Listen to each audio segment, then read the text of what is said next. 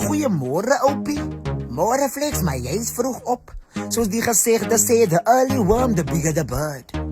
The early bird catches the biggest worm, bedoel sy.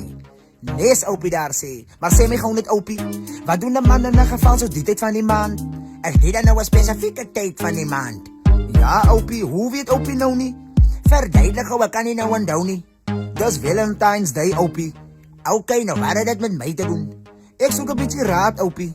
Ek was al by my tannie, maar toe sê sy ek moet luister by my toppie, maar die ou het ook die houpie en nou voel ek soos 'n hopeless case. Okay, nou wat is die probleem wat jy in die gesig wil face?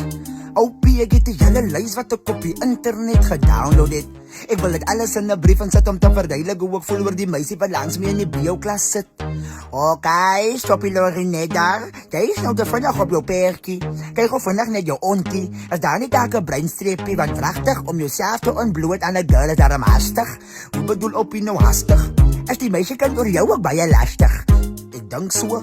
En daar loop jy binne in 'n muur vas. En dit beteken wat, Opie?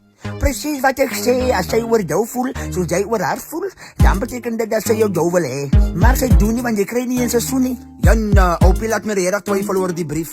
Wees net wys oor jou woorde. Moet jy laat jy dink jy val oor jou ore. Sekere vroumense is baie diep gebore. En wat beteken dit, Opie, ek is nou verlore? Moet jy wanted lyk nie, hard te veel wil kykie, jy vat haar ook uit nie, want daar is die geld vir 'n onnodige meitie. Opie, sorry seentjie, maar die lewe is nie altyd soos dit lyk nie. Fokus op jou boeke en los die vroumense rokke. Ja nou, Opie, ek kom soek maar net raad en op ek druk dan nou alles terug in my naad. Man, kyk jy toe liefie, jy gee my net my raad. Laat ek liever gou, want ek is al klaar laat. Happy Valentine's briefsien.